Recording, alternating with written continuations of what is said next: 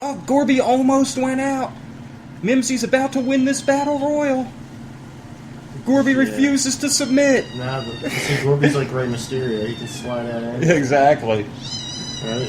But he's got no, Mimsy, that's fucked up. You don't hold on to him by the ear. That's fucked up. I'm gonna kick you in the balls. Do they fight like that all the time? Hey, Willie, come here. Listen to this. Turn it up.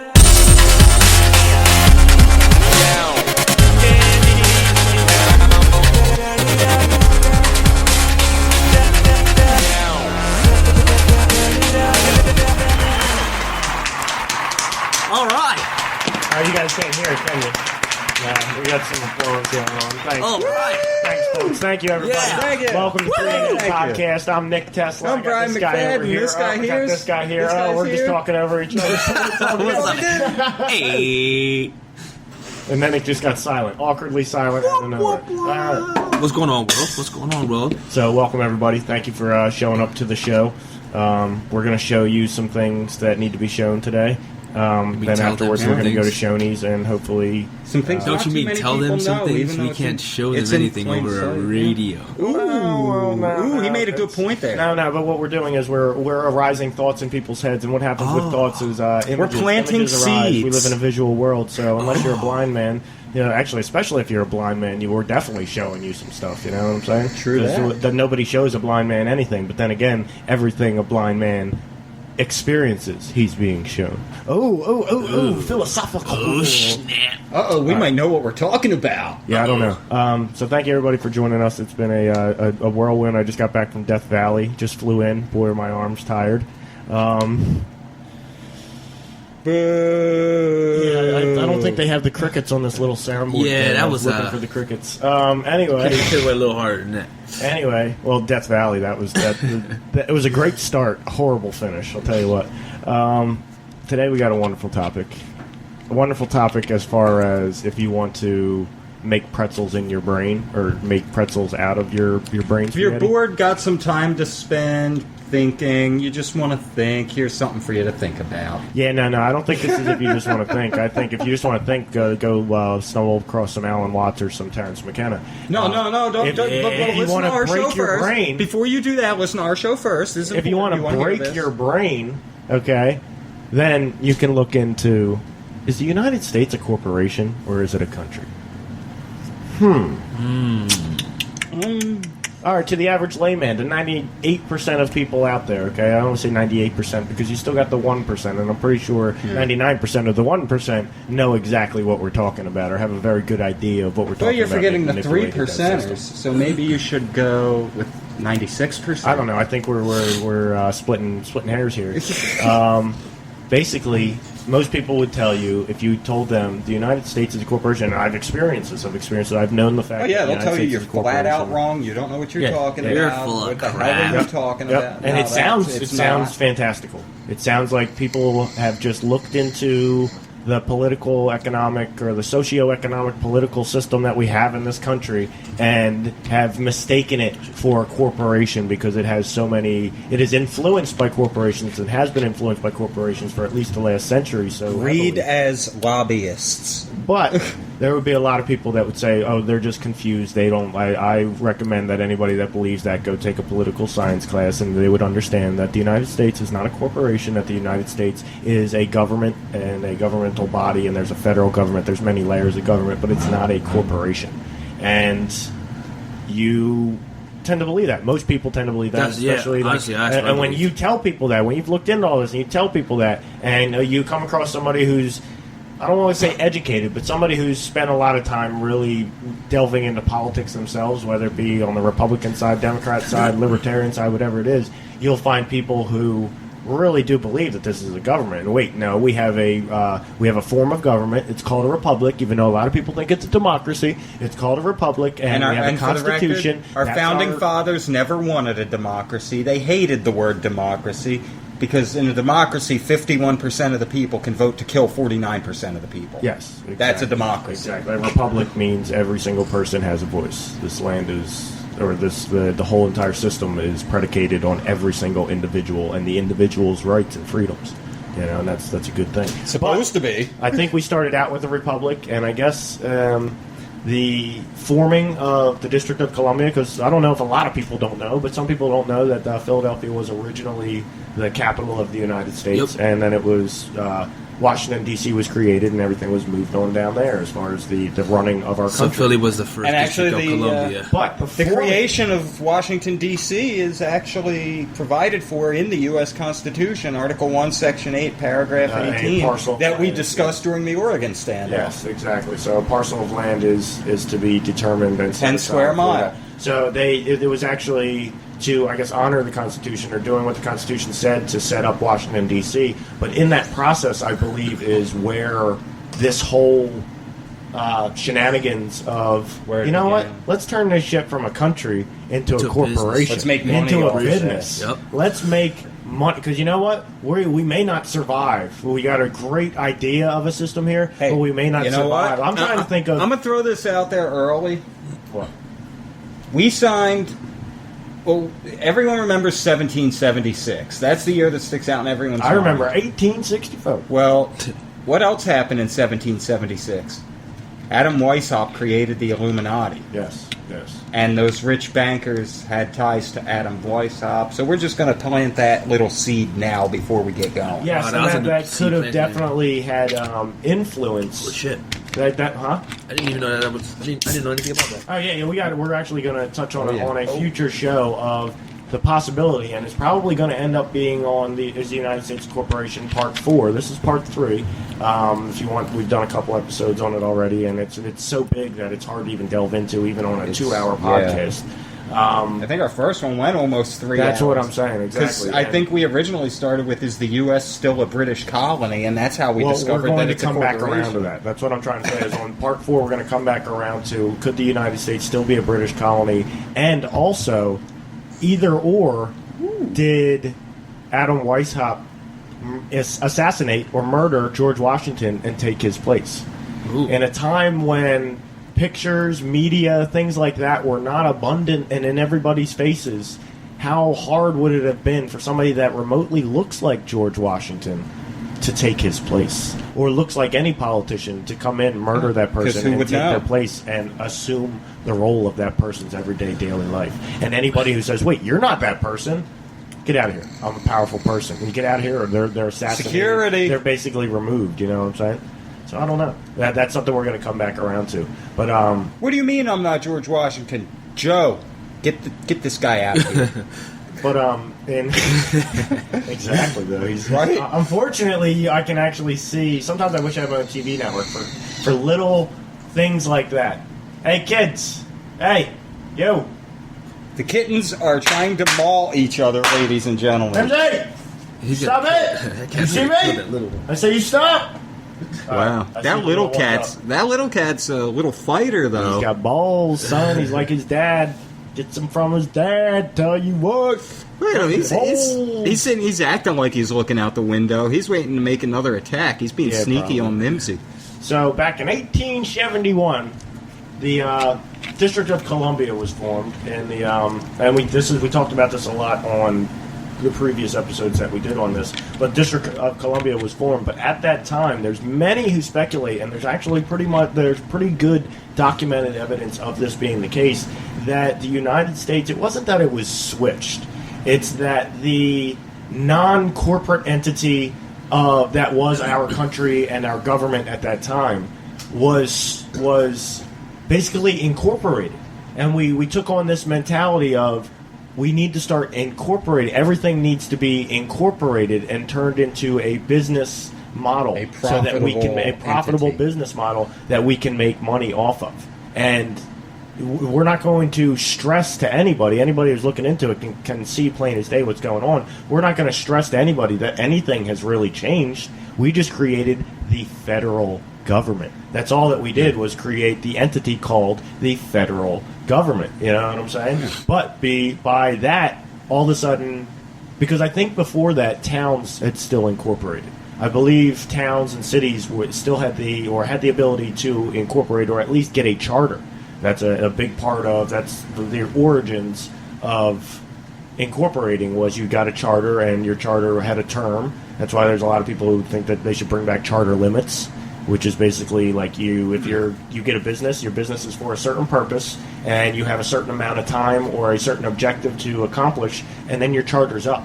You can reapply for that charter and try and keep your business going. But if your business doesn't serve a purpose only to profit individuals, then your business, if it's not profiting the public at large, especially like in this country, I think that's how it was set up.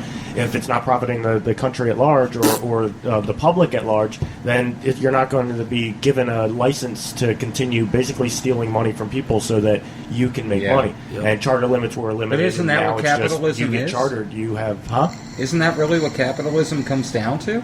Yeah. If people want to spend that money at that establishment, that's up to them. See, I'm actually a very conflicted person at this moment. In the past few months of my life, I've been very conflicted because I know that capitalism inherently is a bad thing. But I also know that one day, eventually, probably maybe not in my lifetime, but capitalism will move on from this consumeristic, materialistic mentality that capitalism brings about, right? And when we do that, who's to say that our grandchildren or our grandchildren's grandchildren are going to have the same opportunity in a land like this? Because we in America, where it's very easy for us to look at everything and we're able to see that our country is a corporation. Anybody outside of America, the average citizen outside of America, that dreams of coming to America to have some sort of a successful life or to follow their dream because they have the ability to do that and are restricted in their home country to do that, they're not interested or care that the United States is a corporation. They're interested in the capitalistic society that we have, where that they can work as hard as they possibly can and make a successful and an enjoyable life. So if we were not a capitalist nation, Mr. Nick Tesla, Elon Musk would not have been able to come here and create his company. I think Elon Musk would have done his shit no matter what, no matter where he was, man. He's just balls to the wall. But the fact that America is a capitalist nation and has always been such, and we've had some great inventions come out of this country that really have helped people. The automobile. Well, also, what do you call it? You hear about, and trust me, I know some of these people are evil people, but it's like the heads of the barons of our capitalism from the past. People like J.D. Rockefeller, right? Me and Brian, more than anything, know how evil J.D. Rockefeller, how many evil things he did, creating the Board of Education or the national education system, our national education system, and some of the things that he did, and basically buying land for the UN, a world government, to basically have its own land and own spot. Being funded by the Rothschild banking dynasty. But here's the thing about Rockefeller, and this may not be true, I just heard somebody say it, and if it's not true, I apologize for spreading disinformation, but I've heard actually a couple people say that Rockefeller and a couple of these other tycoons, and from 100+ years ago, a couple of these other tycoons made billions of dollars and then gave more than half of it away. Wow. Actually, Rockefeller was involved in quite a few charities. That's what I'm saying, exactly. You know, it's not like he just walked up to people on the street and said, hey, here's $1 million. No, he was a charitable man. Like he was but behind closed doors, he was an evil fucking person. Yes, behind closed doors, I think he had nefarious ideas whereas he thought that for future businessmen like himself, he could basically manipulate and create these institutions that would basically ensure the capitalistic success that he had, ensure that for future generations, and almost make it easier for future generations. Yeah. And you see what's happened with Wall Street now. Like, you can commit any kind of crime on Wall Street, any kind of financial crime, and you don't see the light of you don't see a single jail cell bar. You know what I'm saying? Like, something has been done in the past to almost make corporations have more power, and I think it comes back to the 1871 creation of the District of Columbia. Because you'll see in even court documents, like, states aren't even really states. There's the Commonwealth of Pennsylvania, the District of Oregon. Mm-hmm. You know what I'm saying? There's places where they're literally their own country. They're literally their own country, but they're not their own Especially country. Texas. That's how it's almost set up in the United States, is that you have 50 separate countries, or 48 contiguous countries, right? And they are all under the banner. It's like 48 contiguous stores that are all under the banner, that have their own names, but they're all in the same mall. You know what? Okay? Yeah. And they all have the name of that mall branded on the outside of them, that they are that mall. And welcome to this mall. Well, you're not really in that mall, because that mall is nothing but a business. That mall is nothing but a building made to make money. You know what I'm saying? And it's almost like the United States is kind of like that, where each individual state has its own things, but you're still under the franchisee. You're still under the landlord or whatever you want to call it, and you still have to follow.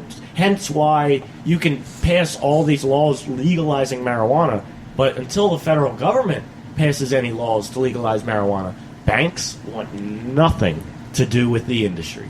Nothing to do with medical marijuana, nothing to do with legalized marijuana. They will not touch it because on a federal level, it's a whole different thing. So it almost makes you understand that the banks are operating under the SEC, so they got to be careful there. They are, and the SEC is a federal entity and a federal which, if they start thing, backing a weed plantation, the SEC can just.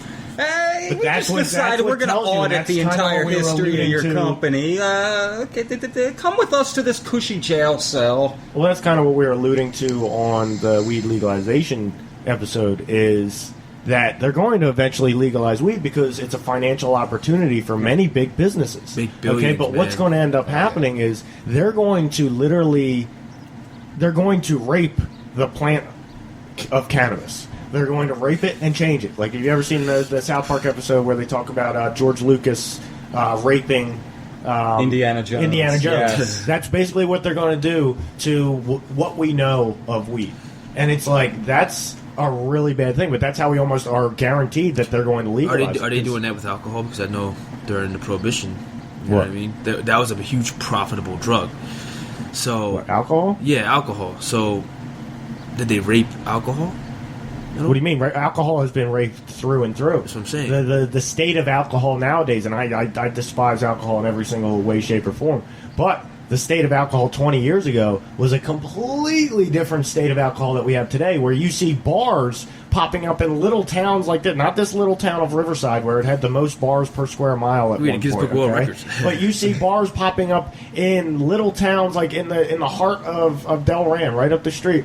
You see a bar popping up like once a year, once every couple of years, you see a new bar popping up, and you got Doonies down the street, and you got Throwbacks, and this and that. Throwbacks was a restaurant, a restaurant that didn't succeed, but it was turned into a bar.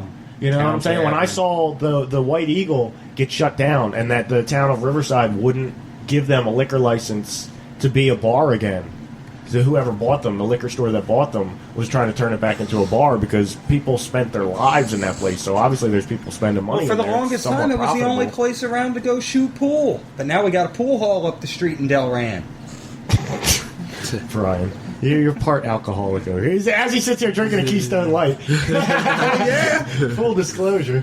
So how do you think they would rape marijuana? Genetically alter it? Well, Brian, of course, we'll have to come back. Actually, can we do that for episode 54? Maybe not a weed legalization of how business could tarnish marijuana or some shit like that. That's we got an episode coming up that's kind of opening in the schedule right before chemtrails.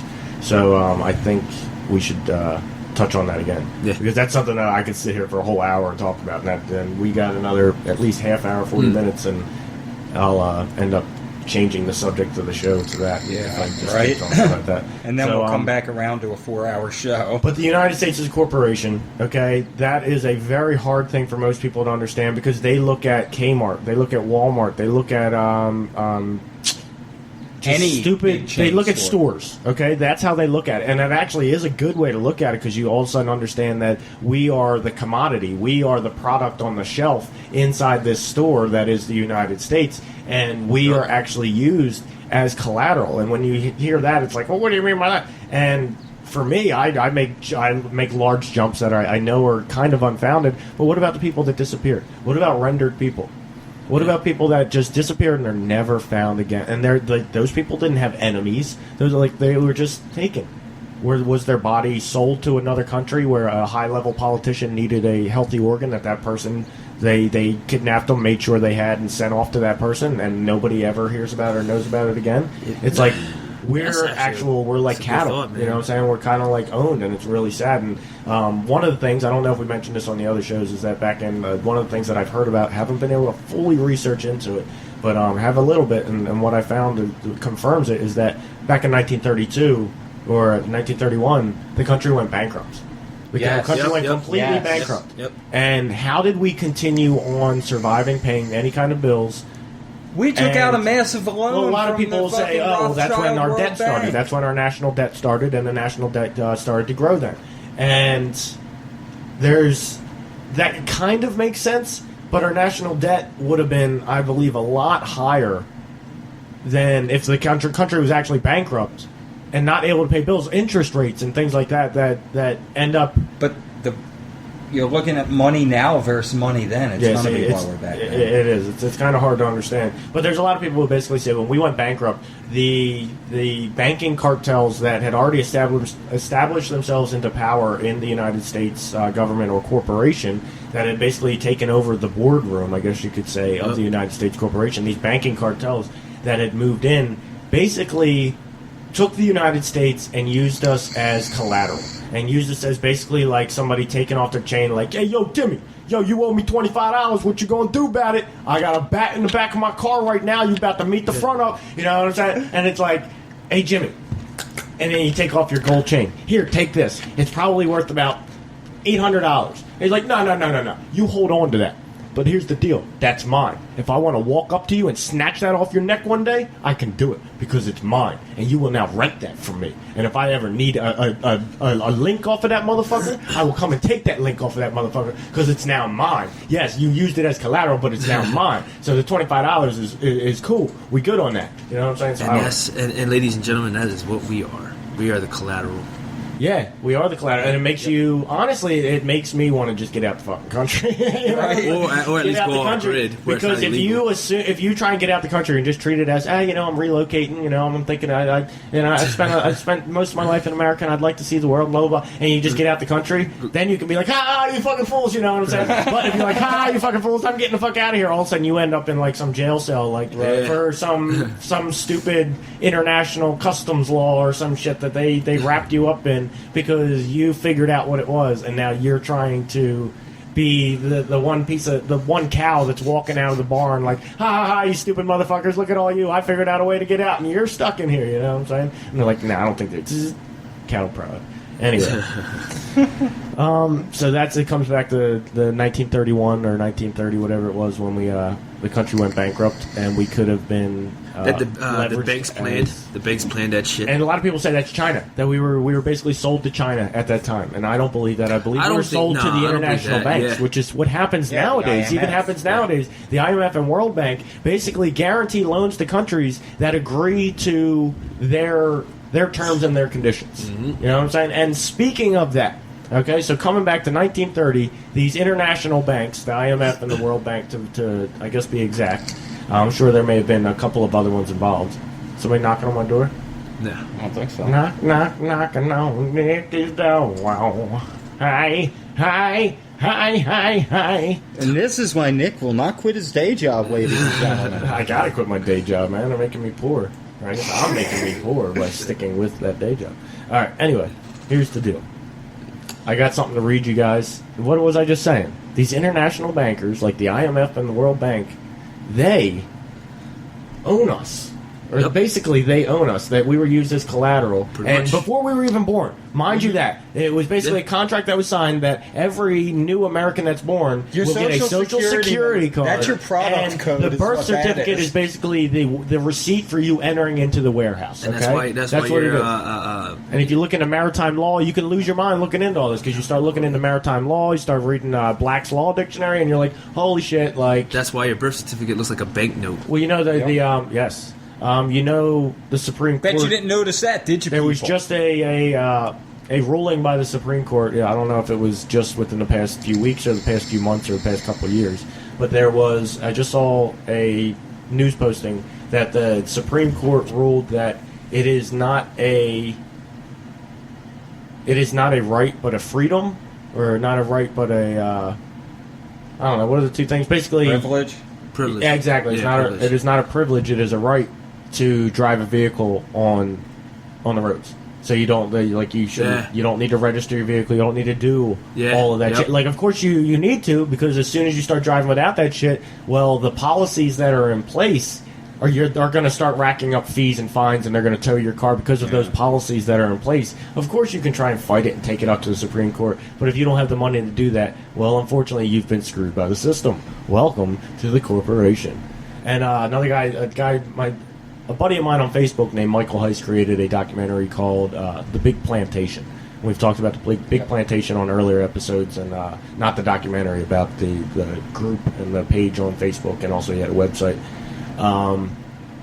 That's definitely a good documentary to check out. It's about an hour long, hour and a half long. Good documentary that really concisely puts everything together of how we're basically living on a big plantation, and it's sad to say it, and it's racially insensitive to say it, but it is true. We are almost all slaves. We are to this country. And when you get arrested, you're like freedom. Professor Griff, so it's not even like, it's just nobody's talking about that. But even still, like to take it to the next level, if you get arrested, when you go to jail, that means you become a legit slave, so you no longer have that little bit of freedom. That's how your freedoms are able to be taken away completely. So easily. How you're almost owned wholeheartedly. You are owned from head to toe by somebody else. And hold on, there's private. And how many jobs are there? That's another thing. And hold on, so there's private prisons for profit who own people who are literally legal slavery. That's what private prisons are, and they're lobbying if you've never heard of private prisons for mandatory sentencing and shit like that, so they can fill up their private prisons. They're lobbying to change fucking laws and screw us over. Even That's more. Actually a business within the business. Well, if you've never heard of private prisons out there, this whole place is set up. Private prisons is basically a corporate prison where they're getting all kinds of government kickbacks and extra money and extra funding to keep the prison 80%, 85%, 95% full at any given time. And that's another way to traffic drugs and traffic. That's why your things. town has so many stupid laws that they're signing. Well, it's really funny. We have, I believe they say, 3% of the world's population, and 10%. No, not 10%. 19, I think it is. We have 3% of the world's population. Okay, the United States, and 25% of the world's prison population. Holy crap, man! Are you kidding me? That's insane. That's 30 million people in jail. That's a lot. That says a lot about us three not being in jail. Well, that says a lot about us not being in jail, but it says a lot about this fear. And it's like in conspiracy fields, you find a lot of things talking about how fear has been sold to the public, and you're brought into this world of fear, and fear the police, and fear big government, fear all these things, and it just shows you how ISIS, you actually. Obama, fear food. Osama. But you can actually, aliens. The way that it's set up, you can be doing nothing wrong, or at least feeling like you're doing nothing wrong because you're not harming anybody or yourself, and the system can lock you away. Like the guy who got locked away, I think he's serving a 40-year sentence or 30-year sentence, 60-year sentence for 4 joints of weed. Oh my God! 4 where was this at? joints. That's just the system set up. I think it was in Arkansas, I believe it was. Shit, I'll never go to The guy's Arkansas. still locked up for But it, Arkansas too. Governor Bill Clinton can do his coke, right? Hillary can That's fly the planes in with the what's CIA, up. fucking distribute that That's shit on the get streets. Fucked up. Yeah, I that's almost messed up, vow man. to one day We become gotta do a an billionaire. episode about the And tell CIA and you drug what the truth importation. What? We gotta do an episode at some point about the CIA and drug importation. I don't know if I want to do that episode, Brian. No, you know what? To bring it back to the I think I'd rather just hint at that every now and then and not really do a bring it dedicated back to episode. the Air America, ladies the and jail. gentlemen. What we were talking about with prisons as being a corporation. Mm-hmm. There was actually, I don't know if you could look this up, but there was an article that came out that above all people, our man, the master Jesse Ellis showed me.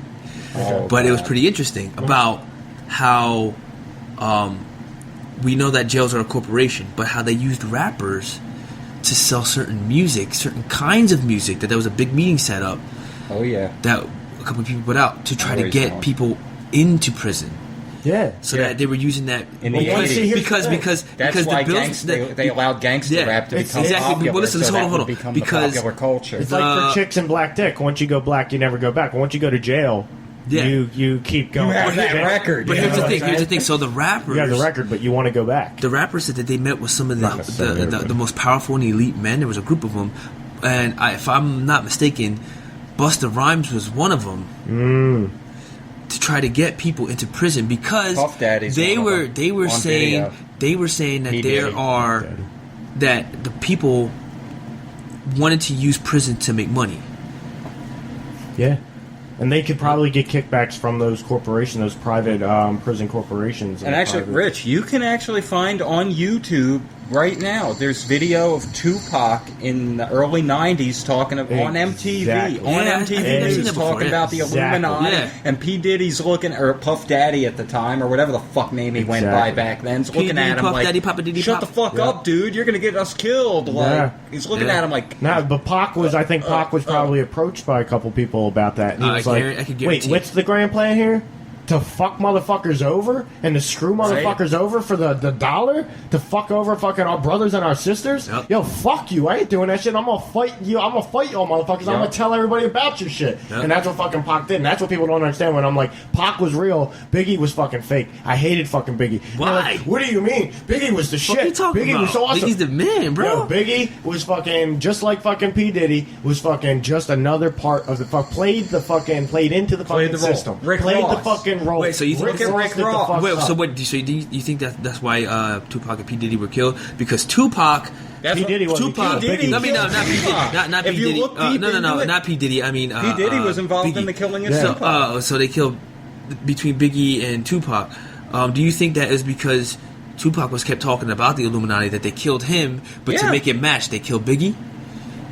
Like to I make it a believe- big inside conspiracy rap thing. I believe Pac That was was killed for. That was to perpetuate the East versus East East Coast, versus West West, Coast yeah. thing. See, I think Pac was killed because of a personal dispute with somebody, but he was being watched. He Puffy. was being watched so heavily that it's almost like some people knew that could be a possibility, and almost like what a lot of people say about 9/11, they were just complacent and let it happen.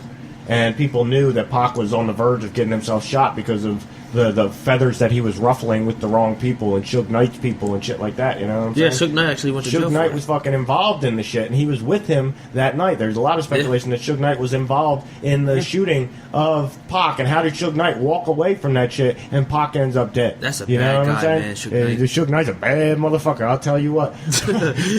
I'll tell you what, he's a real bad motherfucker. Well, did he? But- Yeah, he hung Vanilla Ice over like 15 stories by his feet. That's what I'm saying. You don't fuck with Suge Knight. There's some people out in this world, when you meet them, you get that vibe from them, and you understand that vibe. And you need to understand that vibe, or you're going to understand That was a real quick and not know what multi-millionaire you want to killer who didn't understand. give you a know? fuck. But fucking, I think Biggie was just Collateral. Biggie was almost. I think Biggie cared about what happened to Pac. Biggie did not want people to think that he was involved in killing Pac, whether or not he was or not. He did not want anybody out there to know that, or to think that he was involved in killing Pac, and to think that he was feeding Yo, the hold on. West Coast, East Coast violent rap shit. How did we go from? Yeah, how do we go from that? I don't know. I was just thinking about writing this in the description. Like, and we talk about Biggie and Pac. Like, wait, what? Biggie and Pac? Okay, basically, this came from a real quick a YouTube documentary I saw called Tupac Breaking the Oath, or Tupac Broke the Oath, or something like that, yeah, saying he there's broke plenty the of it oath out to the there. Illuminati. He went on TV, talked about it, and Puffy and Suge Knight had to deal with that. Yeah, well, there's also a mentality out there. He speaks about how when he worked he with goes on Janet TV. Jackson, and He goes Janet on Jackson TV was, like, saying wanted he's on nothing to MTV do with it. News yelling at the friggin' reporter Kurt Loder or whoever it was back then. Like, he's on. There is no East Coast West Coast rivalry. There's only a rivalry because you guys keep going on here saying there's a damn rivalry. Yeah. We don't hate them. They don't hate us. Yeah. Let us fucking live our lives. That's what's Like, going on. And I trust me, I am not up on today's shit. It's just because I spent 24 hours in a car driving back, having to listen to the radio because there's nothing else. The feud that is going on between JayZ and Beyonce right now is that exact kind of stupid shit where there is no actual feud between JayZ and Beyonce. They're still going home and fucking each other every single night. Okay, taking care of their baby together, being a nice little happy couple. They feel that their star or that their light is starting to fade, and so the shining of it is starting to fade. And if they don't do something to kind of stir up a little bit of controversy with both of them and keep the media and therefore everybody that's addicted to the media paying attention to them, that they may fade into obscurity, and one day they're going to come out with a single and nobody's going to care. So they're like, how do we do this where people care, but we still put out music that people will pay and people will like keep thinking that we're relevant and that they want to stay up on our shit and what's going on. That's exactly what's going on with the JayZ and Beyonce shit. But what do you call it? Pac, yo. Pac was fucking real. Biggie was not. When it comes down to it, Pac talked about all this shit. You can find this. You know, it's shit. crazy too. Prince talked about the Illuminati a lot too. Prince talked about corporate America Prince too. Band-Aid. Prince may have had AIDS. Yeah, I know. There's the speculation. I don't know. Rest in peace, Prince. Rest in peace. On Enter the Stars channel, he goes through the numerology of all of it, and after you watch that, it's pretty hard to say that Prince wasn't. It's hard to say that he was an accident. Well, Prince wasn't an accident. I talked about his mom and his dad, and they said that they planned him out, and they even had the symbol laid out before he was even born. How did he name himself that symbol? Now, apparently, I don't know. Now, he started out playing ball with the big guys, and then he's kind of like what you were saying. Side note: Pac, Prince was a great basketball player.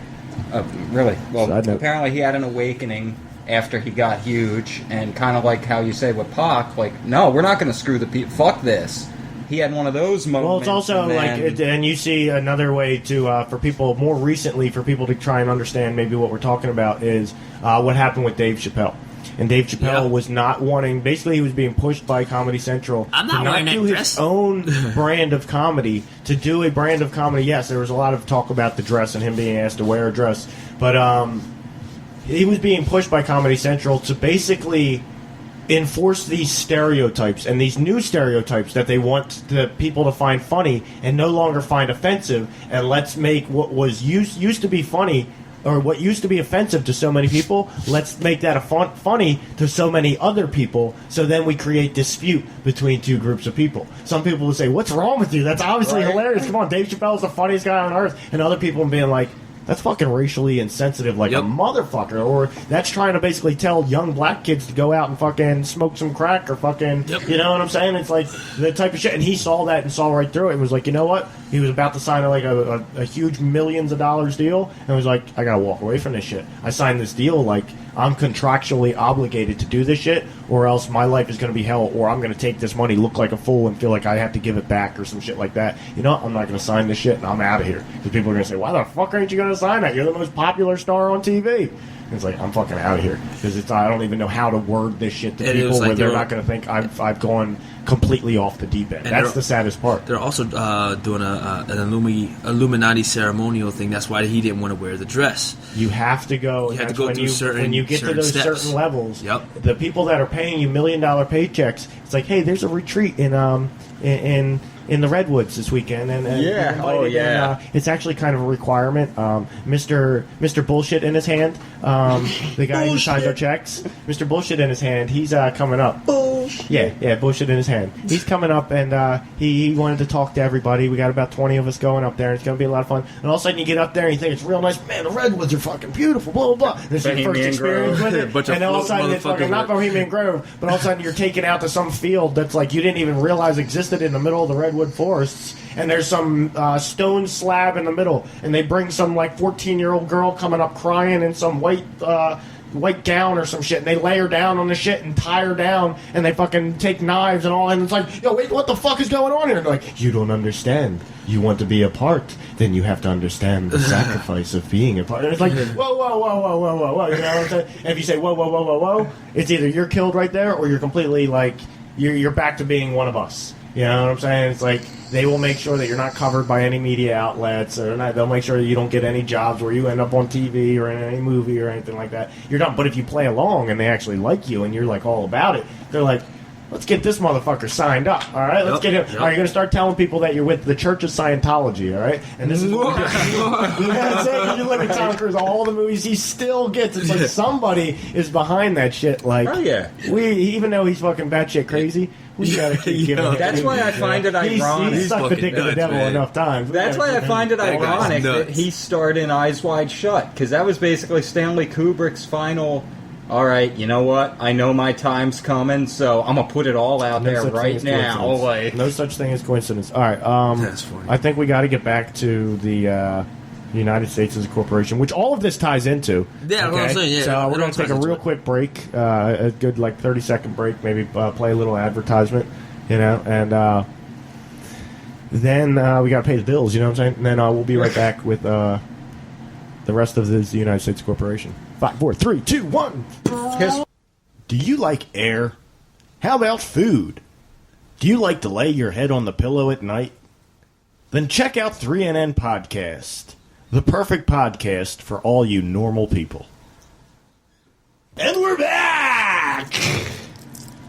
Yo, back, ladies and gentlemen. I thought I had these on. Did I have these on the whole time before? Yes, you Yeah, I did. did. I But did. you took them off I did, because during then I that could hear short myself. commercial break. My bad. But when I'm up here, you can hear me. I'm eating a candy cane, so I got all this. Wild card! Yeah, a lot happened in that short commercial break while we were gone. What are you talking about? We were only going for 30 seconds. I know. bro. I said a lot happened in that short commercial. That's what I'm break. saying. What's Yeah. going man. on inside your head that a lot's happening? I saw Rich get up, take a piss, come back, sit down. We You- both pissed. you Rich light up one of the devoured a brown candy cigarettes cane. Two candy cane. And yeah, Rich started turning into a candy cane. Here we are. We're back. What do you mean a lot's happened, Brian? Is everything okay? Is a lot happening in your life right now? Everything's That- not that in a okay, 10-second man. span Our or country 30-second is falling span, life apart can- by can the cause second. issues? Huh? Our country is falling apart by the second. We need to educate the masses some more. Oh my God! Isn't it weird how Donald Trump supporters are also sounding like woken up people more and Make more? America But great but again! it's pretty obvious that they're not woken up. That they're actually just racist, sexist, or Yeah, they're not looking into all any of the above. shit he's saying. They're just repeating it blindly. Yeah, but you know what the real sad part is? And people who are not Trump supporters, people who are Trump supporters, like, yeah, I know. But people who are not Trump supporters are like, shut the fuck up when I say this. I am a devout studier of entrepreneurial motivational techniques and entrepreneurial inside secrets, entrepreneurial things, okay? And I watch a lot of videos that feature people like Steve Jobs, Mark Cuban, Richard Branson, and one of the people that's in there pretty often, not all the time, but pretty often is Donald Trump. And you know, when it comes to business, Donald Trump he is a genius as far as knowing what it takes to be a dedicated, true businessman. Yeah. Genius. Yeah. And when I hear him talking those things, and I hear him talk on the campaign trail, two completely different people. Two completely different people. And I almost look at the first one that I hear when I hear him talking about business, and he's not racist, he's not sexist, anything like that. I hear a very, very, very smart man. Okay, maybe not the smartest man on earth. No, I'm not saying anything like that. He's not as smart as a quantum Yeah, he's physicist a smart or anything like businessman. that. He's not a rocket He's a scientist. good businessman. But he is a very, very, very smart man. And then when you watch how he is in the political arena, it's almost like he knows exactly what it is, and he's playing into that system, but to an extent where he knows if he's just that business guy trying to enter into the world with the history and the past that he has, and the people that don't take him serious the way that he has, if he doesn't come out with something groundbreaking, there's no way he's going to succeed. And that's why he's talked about in the past of becoming president or running for president, and never has done it before, and has only hinted at doing it, and now he's finally doing it.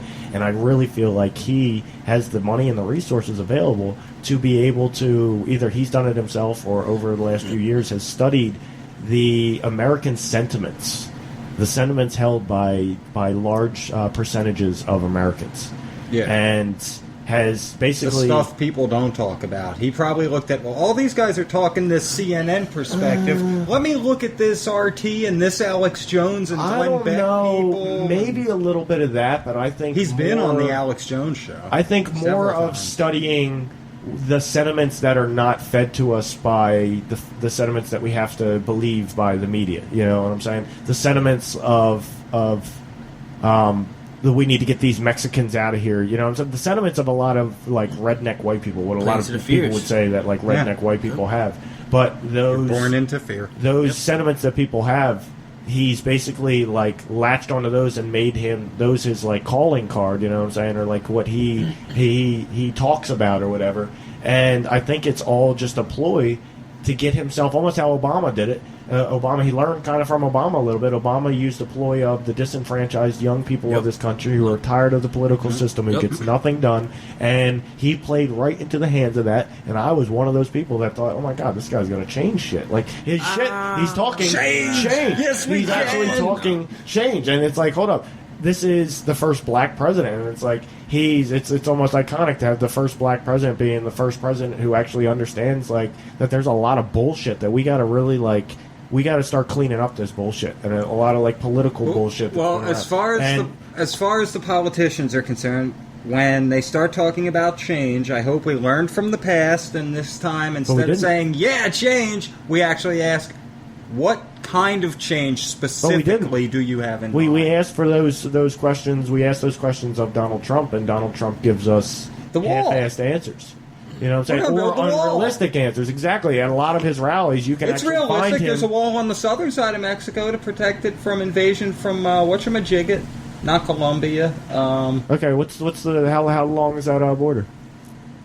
Who cares? How Build long is it. that border? Build it. That'll Maybe create 100 jobs. miles? That'll create jobs. Stimulate the economy. But Brian, and it's also, and like that's what I'm saying is it leads to this isolationist view. He's leading the country to this isolationist view. This is something I mentioned actually in our in a message I just sent you guys like last night or the night before about how it's very dangerous. A lot of people say it's very dangerous for Trump to become president. It's very dangerous for any of the establishment to become president, and he is part of the establishment. People say he's not. Fucked. But you know what's very dangerous about him? He has nationalist or nationalism in the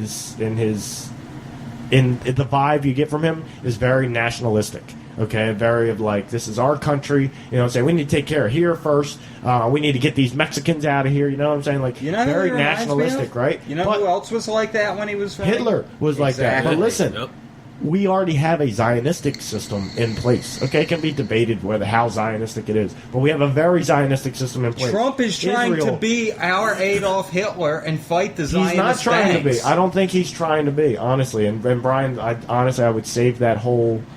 I don't want to say it's just an idea because there's many people who believe that, and I think there's somebody I have personally that I would like to bring on to discuss that more. But Brian has been doing some research into World War II and the Holocaust, and not just World War II. You have to be very careful, Brian, because once you're labeled old school history. But once you're labeled a Holocaust denier, no matter what, I'm not denying the Holocaust. and I'm not saying you are, but what I'm saying is there's people out there for even asking questions or raising questions will call you anti-Semite. I'm looking at the or events a that led up to the Holocaust denier. from an objective perspective. Yeah, and see, from an objective perspective, a lot of people really loved what Hitler did when he first came onto the scene. Where he was He like did. He made sure everyone was fed. Everyone had a house. Okay, he was took care man of the of the year. German people. Exactly. He did away with the IMF World Bank in Germany,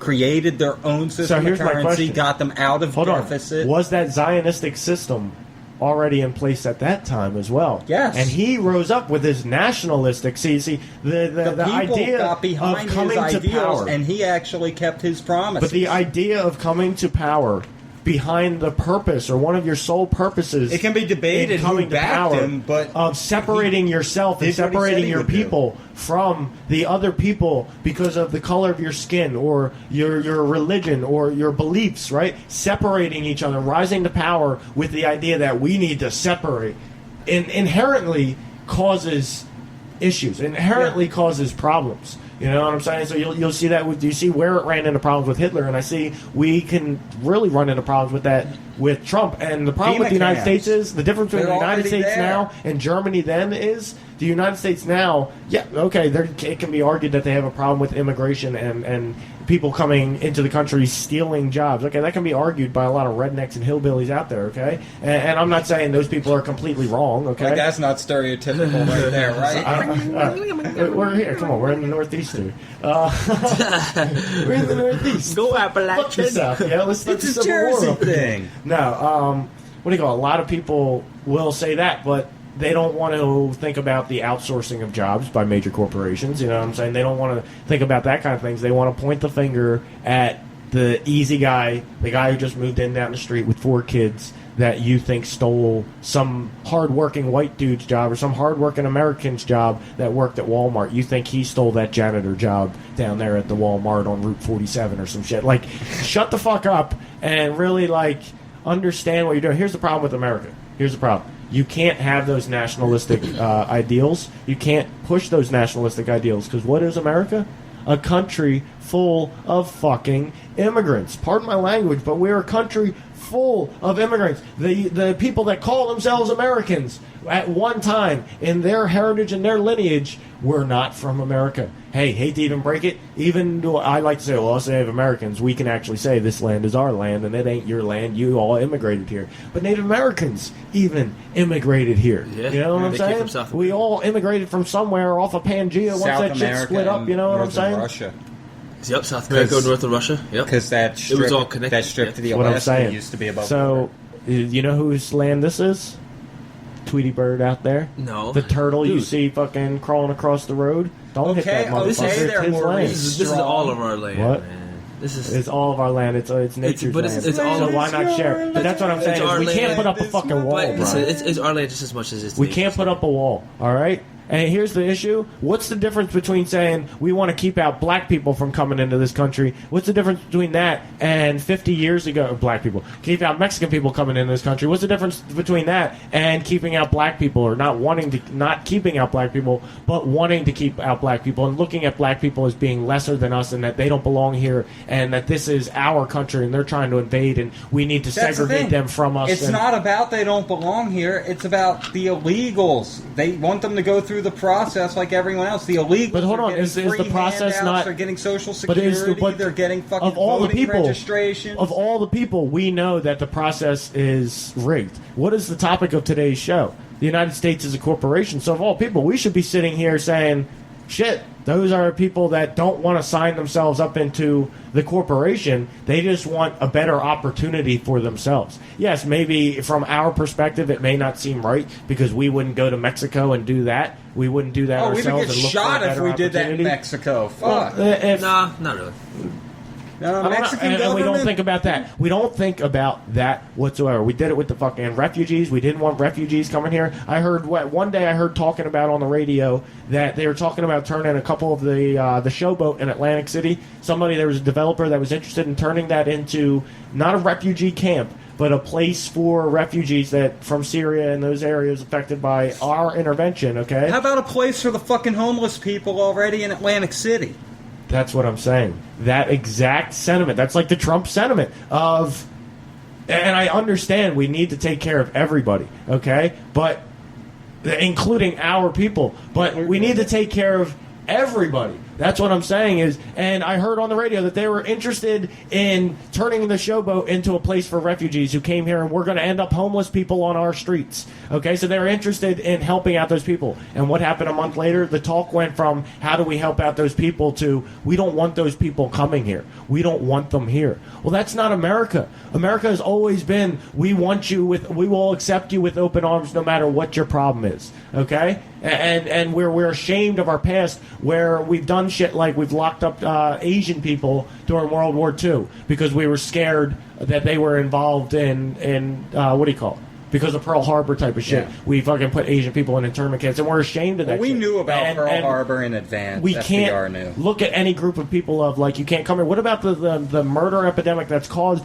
by our drug addiction, our cocaine addiction in this country, our cocaine and I guess could be saying marijuana addiction, Heroin. and heroin addiction. And what Meth. about those Meth effects? is, look at Dog the Bounty But I'm Hunter. saying the Every people from episode Mexico. involves a meth Talking head. about the people from Mexico coming here, wanting to escape the fucking drug cartels from Mexico, coming here maybe just for fucking safety. And they know if they went through the process, they take a chance on having to go through a 6-month process where they could possibly die in Mexico, waiting to be approved and get a green card to come to the United States. Or they can go jump that fucking fence because it's got a giant fucking 6-foot hole in it, and they know at the right time of night they can fucking zoom through that shit and possibly get through without a border patrol truck or guard seeing them. You know what I'm saying? That was a mouthful, And shit, they're safe. They're away from the fucking Mexican cartels. All they got to worry about is the somewhat peaceful American police officers. Somewhat. You know what I'm saying? Compared to the fucking Oh, yeah, compared to the Mexican rest drug of the world, cartels, yeah. they're kind of fucking peaceful. Okay? They're still not fucking peaceful. There's many cops out there who are just as bad as Mexican drug cartels. But you know what I'm saying? Yeah, I'm going hard. Okay, He's going hard. Relax. so the United States is a corporation. Yeah? And if they want to come into our corporation and become a slave into the corporation, we should be An sitting asset. here. They're an asset. We to the shouldn't be sitting here corporation. saying like,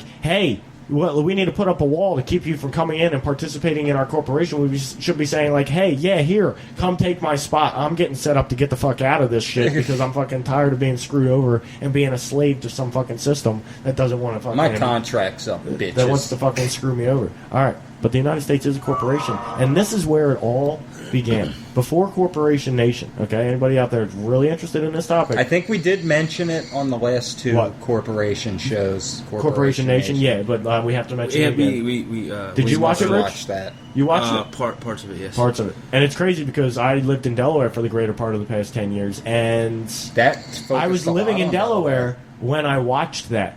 And I was living in Wilmington, Delaware, probably about a mile and a half from the heart of Wilmington, Delaware, where all the big, tall bank buildings are, okay? And it's a beautiful, beautiful area down there. Not a tree or piece of nature to be found. But as far as architecture and big buildings go. Well, isn't Wilmington, Delaware like a shithole? Huh? Isn't Wilmington, Delaware like a shithole?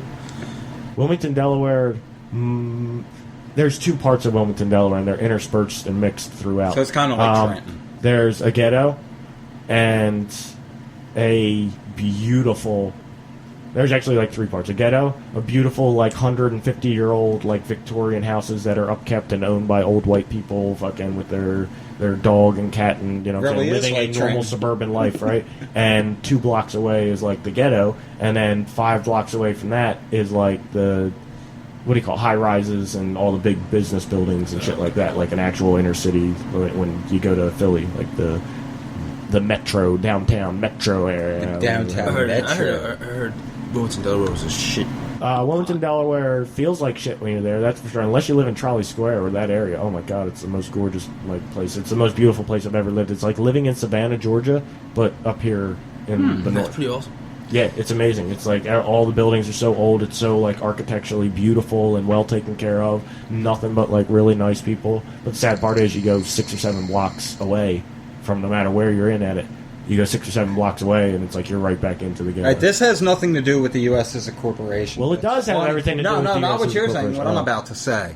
Because Wilmington is... But it ties into what you're saying about Wilmington. At work, one day up in Trenton, I think I told you this day.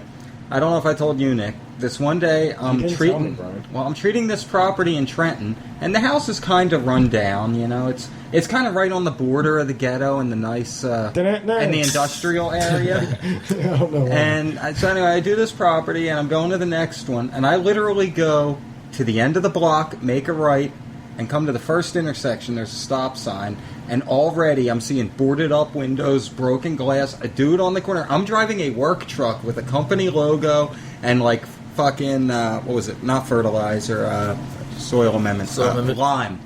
Fucking bags of lime and a push spreader and a blower in the back, right? Burning bodies. I got this freaking truck with all this stuff in it and logos all over it. You know what the dude on the corner, when I pull up to the stop sign to go through the intersection, he asked me, "What you need?" I got dope, rock, and powder. Yeah. I said, do I look like I'm here to make a fucking purchase? That's I'm on the clock. Wilmington has a bad problem with that, like open air drug markets in some areas and shit. But it's literally Wilmington one also block has from the industrial. Wilmington, when I lived in Wilmington, is the only time, and I don't know if either of you have seen this. I have a feeling Rich may have seen something close to it living in Reading. But Wilmington was the only place I ever lived, and it was literally like right on the verge of the rich, nice, beautiful Victorian houses in the ghetto, right on the border of the two areas, right? I drove past one day, and it must have just happened. Drove past, there was like a whole bunch of cars slowing down and going around something in the middle of the street, and as I pull up, it's a dude laying in the middle of the street with a pool of blood around his head. Yep. And I was like, and that was the first time I'd ever seen somebody like murdered.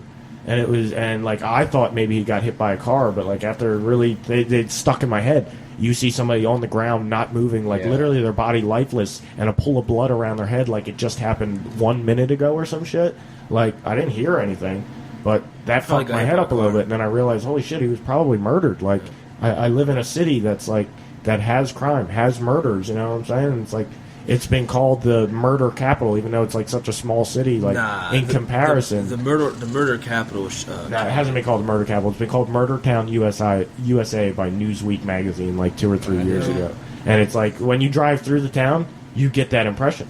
I smoke weed, all right? And in Wilmington, for a long time, I never had a steady weed dealer. Mm-hmm. So it was always 4 or 5 different guys that I had to go to, and they all lived in different spots in the city. Sometimes I would have to go to a dude, and he would have to run down the street for me or some shit like that, so I'd have to sit in my car and wait, and I'd be in the middle of the ghetto, and it's just like the tension that you feel there. It's not like, oh, tension I feel because I'm scared. And it's like, no, I know that I'm a somewhat normal-looking white dude hanging out in the middle of the ghetto, sitting in his car parked up somewhere, and everybody that walks by either thinks I'm looking for shit or I'm not from around there. Maybe they can ask me for some money or they can fuck with me, which like happened many times when I lived in the city, and that shit's like kind of fucking terrifying. And it's like the exact same feeling you get when you ride through Camden. I haven't been through Trenton too much, but I'm sure I kind of get that slight feeling in Trenton. I'm sure there's areas of Trenton where you really feel just that. like my man Jada said, from every ghetto to the ghetto, backyard to yard,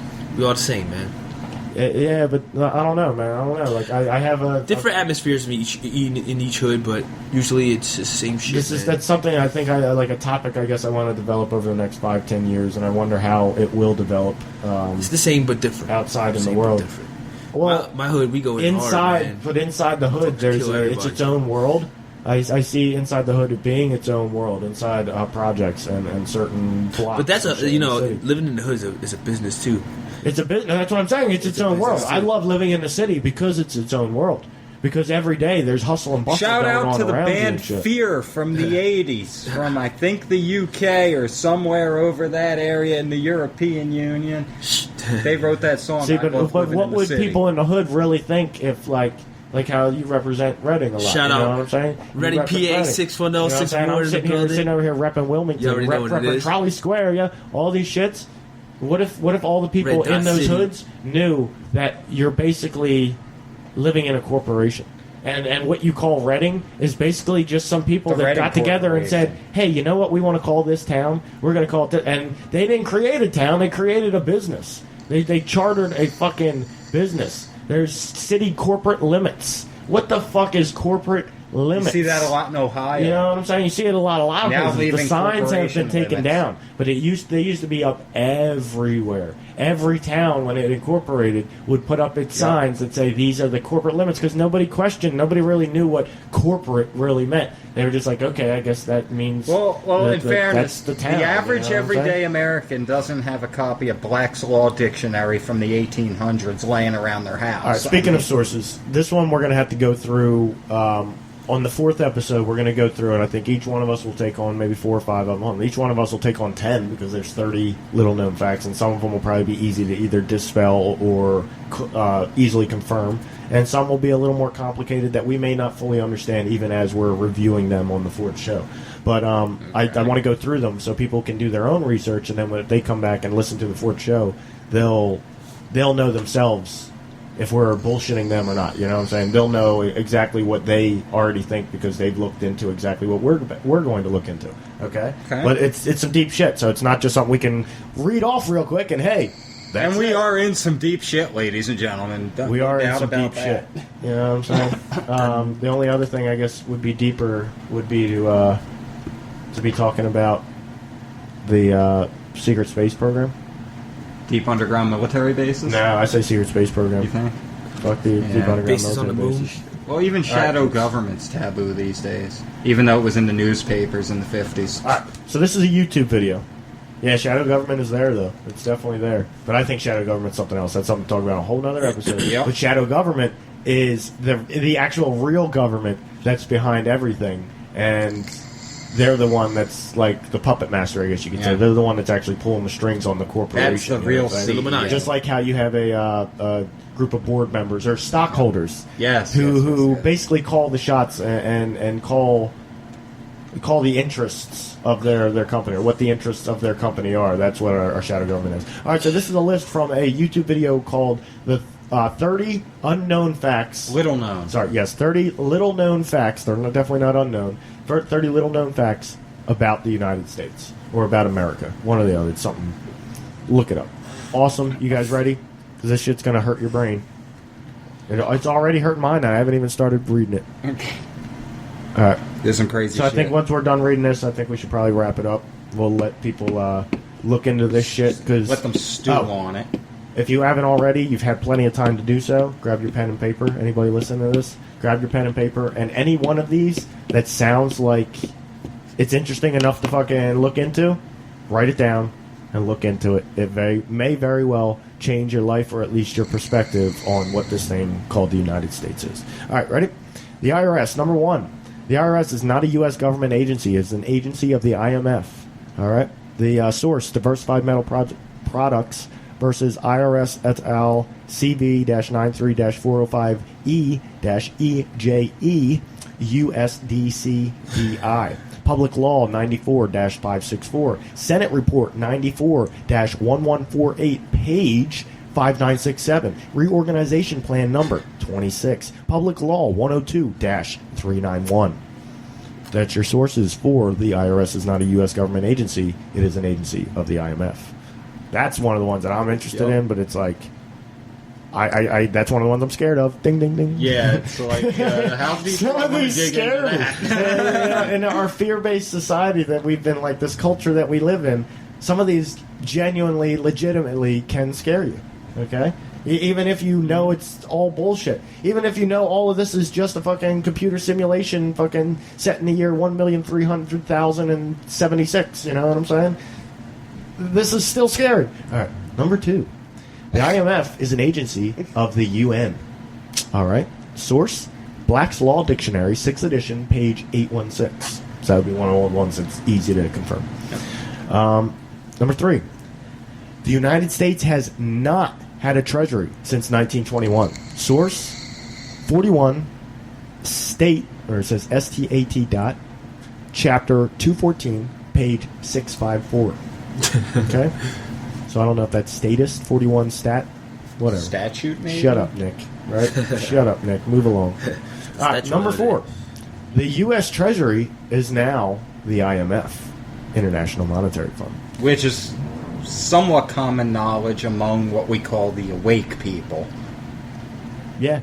It's somewhat, but it's still iffy, you know what I'm saying? That's why we have to look into this and try and objectively confirm for people if it's something to actually I don't know believe, if... I'll let you take on that one. Well, what we have to do is we have to find out for people if it's something that's worth spending any time looking into, or you're just going to end up butting your head up against a brick wall because you're not going to get past a certain point and you're not going to be able to find out if it's real, or you're only going to find out information that's too confusing if you're not a lawyer and you haven't passed the bar. You know what I'm saying? So that's the kind of shit that we have to kind of try and decipher for people. Because a lot of people won't look at it objectively and will read all this and recite it right back to people like, but it's true! There's sources right there! And it's like, we got to be the people that are going to look into that shit for some people. All right. So the United States has not had a treasury since 1921. Read that one. The U.S. Treasury is now the IMF. All right, the source, Presidential Documents, Volume 29, Number 4, page 113, 22, USC 285-288. Okay. There's your source, Rory. There's your source. To it. There's your sources, Rory. Come on, bitch. Come on, bring it on, bitch. We got sources. Wild card, bitch. Wild card, bitches. We got sources for all 30 of these, bro. I love it. Number 5. The United States does not have any employees because there's no longer a United States. No more reorganizations. After over 200 years of bankruptcy, it is finally over. And that source comes from Executive Order 12803. I've heard, I think in Corporation Nation, they say a lot of things were hidden in 12803. Well, I've also, and I'm not saying this is true for 12803, what I've also have seen, though, is some people misinterpreting executive orders as being the possibility of something, or the door being open for something to become possible because of that executive order as being the martial law order. That's, I think, a good example of that is where he signed an executive order, which he's actually already signed a few of them, where he's actually authorized martial law. But a lot of people take that as, well, then we're in martial law. Then holy shit, we're in martial law. And it's like, no, if we were in martial law, there would be troops on the streets with a curfew and stupid shit like that. And like, we're not in martial law. Well, not totally. The ability, not completely, for martial law is now being the doors are now being opened more and more for the ability to He easily gave himself institute the martial law. power to declare martial law in times of war or peace. There's certain towns that are somewhat. He already had it. What? There's somewhat in martial law. Expires, Camden's one of The them. Texas Chainsaw Massacre is Isn't going Camden down pretty much under that outside, martial ladies law? and gentlemen. What? Camden's pretty much under martial law. No, Camden's under a close. what do you call it? No, I don't know. Camden City Police Force was removed, and they're now county is now under county police force. But there's no curfew, or there. Oh, okay. I believe there was a curfew. I think it was lifted, but there was a curfew for a crime. My town had a curfew. Hey, that's not martial law. That's crime. Because it was really bad. And when you live in one of those places, I don't want to hear no bullshit. When you live in one of those places and you're hearing gunshots almost on a nightly fucking basis within Nightly 6 basis. blocks from your house, 3 to 6 blocks from your house, you're hearing shit like that. You're hearing people screaming and yelling and what sounds like arguments, and you hear a motherfucker outside booming his fucking stereo at fucking 3 o'clock in the morning or some shit while your children are trying to sleep because you got to get them up at fucking 7 o'clock for school. Okay, that kind of shit. I dare you to fucking tell one of those people, well, we're not going to institute martial law on this bitch just to make sure you can sleep at night. Like, it's not about making sure that person can sleep at night. It's about making sure that person does not feel like they're in a war zone every single fucking night when they pay to live there. Okay, maybe that's not where they want to live, but that's where they have to pay to live. Okay, so don't make people's lives a living hell just because, well, we're not going to institute martial law. That would be like martial law, man, if we instituted a curfew. No, if there's an issue with crime, if there's an issue with with problems, noise is a different thing. I shouldn't be bringing noise complaints into it. But if you have an issue with crime and shit, and people feel fearful to even go outside at night because of the crime, then instituting a curfew is not the fucking end of the world. You know what I'm saying? How police handle people who are violating that curfew, that could be debated as to how that's treated. Because I'm sure there are officers out there that treat people as though they just murdered somebody just because they're caught out after curfew. Like, now that's like kind of a martial law dictatorship type of shit. You know what I'm saying? Yep. That word profiling done during curfew. Yeah. I can only imagine how fucking nasty that gets. Racial profiling being done during curfew. So if you see a black guy walking the streets and he's not even from that town, so he doesn't even know that there's a curfew, he's just actually walking through town because his car broke down and he has no money to fucking Or he's get it staying from at a where it was. hotel in town, he's walking to the 7-Eleven. Exactly, that dude could be treated like he's a fucking hardcore criminal. Alright, moving on. Number 6. The FCC, CIA, FBI, NASA, and all of the other alphabet gangs were never part of the U.S. government, even though the U.S. government, air quotes, held stock in the various agencies. Sources: U.S. versus Strange, or Strang. Strange. Dick don't do no strange. 254 U.S. 491. Lewis versus U.S. 680 F.2D 1239. See, some of these are even hard to read. You know what I'm saying? And I will put this up. I have it right here, all copyable. I'll put it up in the description for anybody, in the YouTube description, the Spreaker description for anybody that's interested in pulling these sources yourself to try and verify, because you don't know what the hell I'm saying over here. What the hell's he talking about? F.2D. What the fuck's that mean? That's the type of shit I'm talking about. It's like, if you're not a lawyer, you might be like, what? What the fuck is that? Like, I don't even know where to look where on that court case does it say F.2D, you know? All right. Number 7, Social Security numbers are issued by the UN through the IMF. The application for a Social Security number is the SS5 form. The Department of the Treasury issues the SS5 forms, do not state who publishes them, while the old form states their Department of the Treasury. Okay, so I believe before the IMF took over the Department of the Treasury, when it was an actual Department of the Treasury, on the gold standard. Well, I don't even think it was on the gold standard. I think just before the 1932 Yeah, we used bankruptcy. to be on the gold standard before the Federal Reserve was So that was created. before 1913, though. The Federal Reserve was created, and I believe implemented We in looked this up before, but I don't remember it. 16, I believe. I don't fucking know. Moving on. Anyway, I don't know. See, this is how you can get confused. If you don't know your shit, you're the average layman. You could be like, you could either just say, yeah, it's true because I got the sources. Or you could be like, nah, that's just bullshit because I don't understand it. Well, don't just do that to yourself. You're robbing yourself of the possibility of knowing some fucking truly valuable shit that 100 years from now your grandkids could be like, how the hell did you know that? How did you even know that? That came out 50 years later. Like, what? How did Grandpa know that shit? Because you didn't hear that by 2029, humans will have the ability to live forever. All right, now the source for number 7 there, the one about the SS5 forms. Yeah, right. The source for that is 20 CFR Chapter 111 Subpart B 422.103 Subpart B. Okay then. I That's a just said long Subpart source. B, but it had B in quotes. All right, number 8. We got to really move it along because I know we're running out of time here, and I'm snailing it up over here, guys. I got 10 minutes to get through this. All right. I'm snailing it up on you. All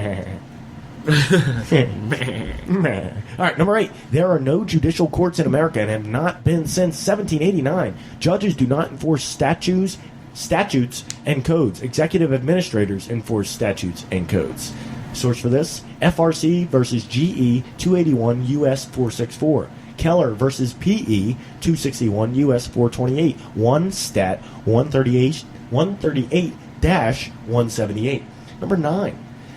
There have not been any judges in America since 1789. What? Huh? There have just been administrators. Ah. Along with the last one, and it You gives like that? gives the exact same sources as the last one.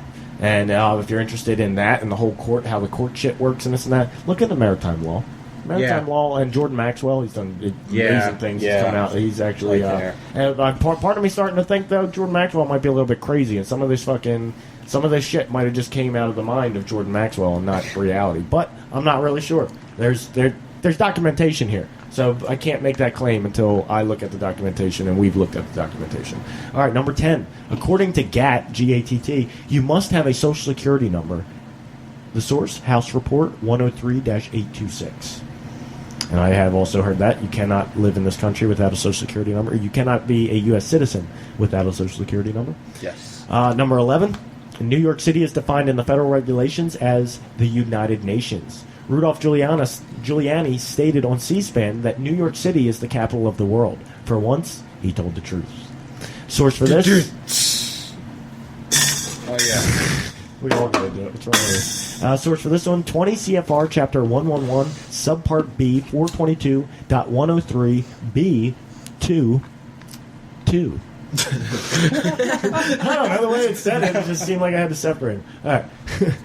Number 12. Social Security is not insurance or a contract, nor is there a trust fund. Now, I've heard many times that if you look on the back of your Social Security card, no, not on the back of your birth certificate, you come to find out that your shit is a bond and that it's actually tied to a bond that's worth $1 million or some shit like that.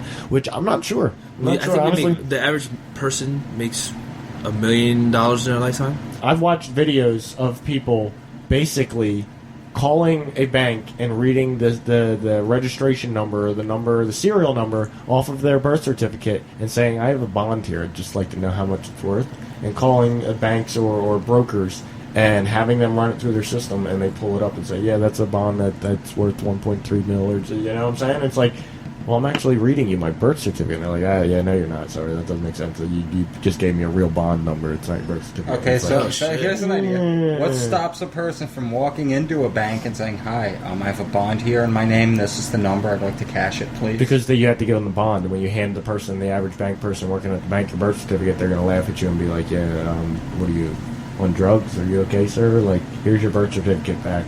Like, this isn't a bond. And you can argue it with them to the death, but they're just going to bring out the manager and eventually kick you out of their bank. Not true.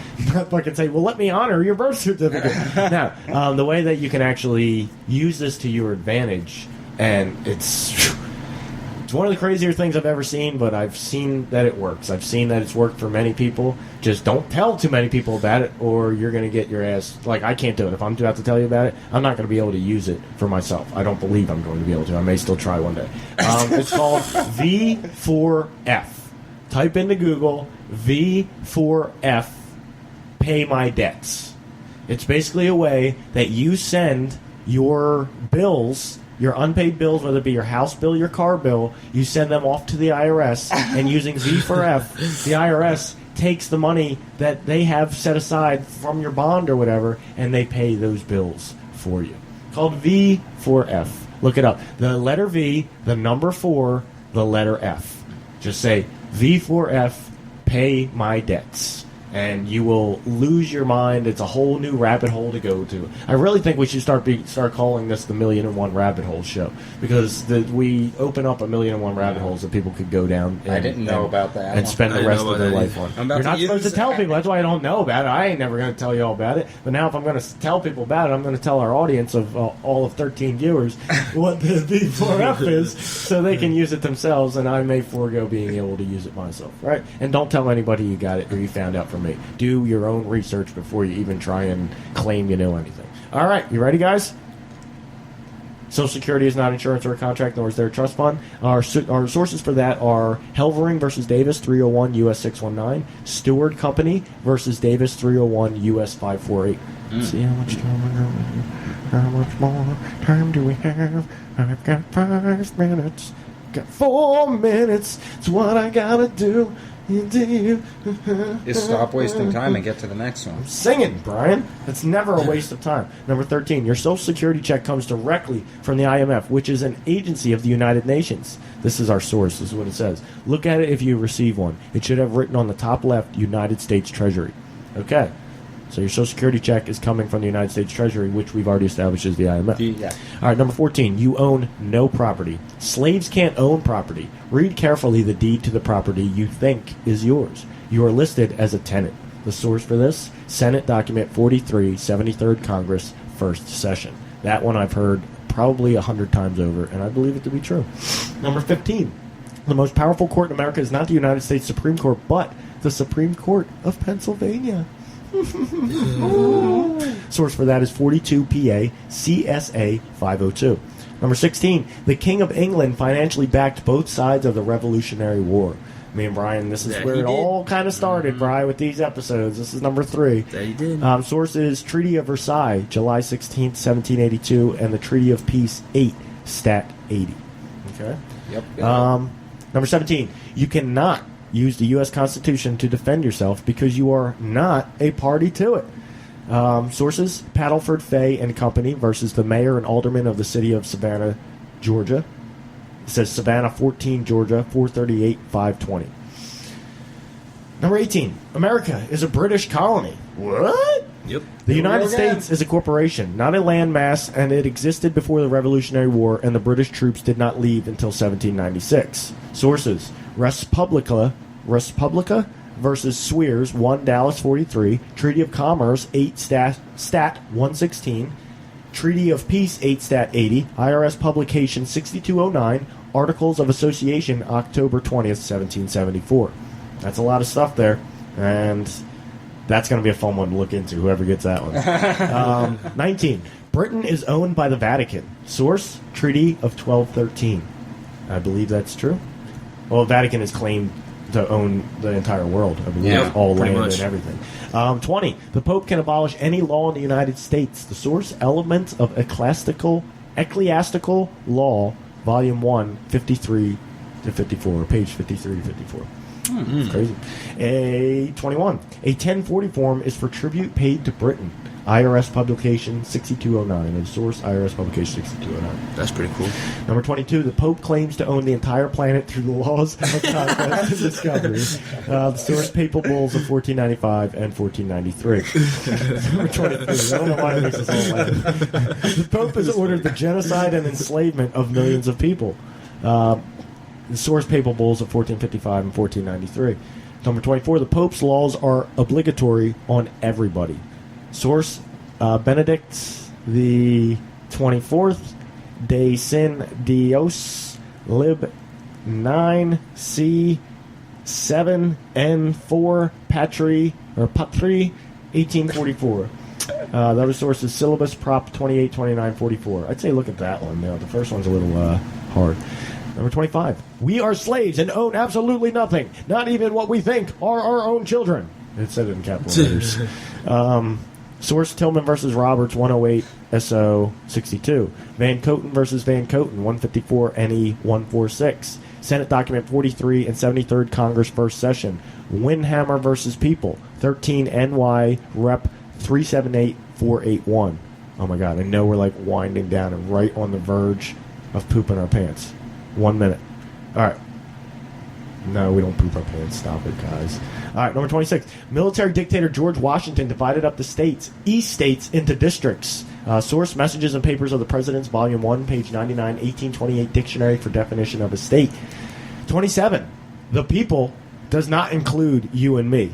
Source: Barron versus Mayor and City Council of Baltimore, 32 U.S. 243. 28. It is not the duty of the police to protect you. Their job is to protect the corporation and arrest code breakers. Policy enforcers. Policy enforcers. Policy enforcers. All right. Source: Sapp versus Tallahassee, 348 SO 2nd, 363. Rife versus City of Philadelphia, 477. F. Sup, 1262. Lynch versus NC Department of Justice, 376 SE 2nd, 247. 29. Ready? Everything in the United States is up for sale. Bridges, roads, water, schools, hospitals, prisons, airports, etc., etc. Well, what they say, China owns like 88% of Nevada. Well, also, think about this. How many bridges do you go over that are private bridges? I'm not saying that we all do every day. Okay, you know what? Walking to work. The New Jersey Transit, where the river line crosses right by the little lake up there. Yeah, it's a little bridge. Yeah, the sign right up there on the ridge, no trespassing, private property, New Jersey Department of Transportation or something like that. New Jersey Transit Police. Yeah, but what I'm saying is the infrastructure, Rich has got to go beat off in the bathroom. The infrastructure, okay, is all eventually for sale. Once we decide that we don't feel like maintaining it anymore, well, if we sell it to somebody else, then they just have to pay for the maintenance of it. Yeah. And they can decide whether they want to maintain it or not. If they don't, then oh well. Usually they don't. You know? And we actually saw that a lot in Atlantic County and some of the bridges leading to Atlantic City in New Jersey, where they were sold to private companies, and the private companies just stopped upkeeping them. And they, in order to upkeep them, the private companies started putting up tolls and saying, okay, well, you need to pay us to upkeep this road then, doing exactly what the government did. Yeah. And it's like, okay, like they just got into the game, and that's how you see it happen with prisons. You see it happen with a lot of things.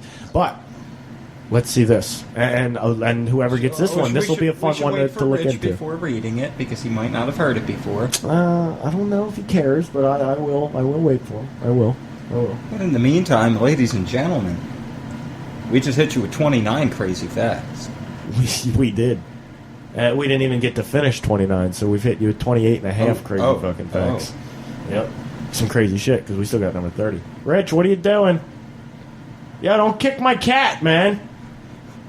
Yo, don't kick the cat. The cat's like, somebody getting kicked? So, right, that show fucking Wilford, this is what I'm thinking. I want to do my own show like it, but where I'm dressed up as a cat. You're still recording. Yeah, I know. I want to do my own show where I'm dressed up like a cat.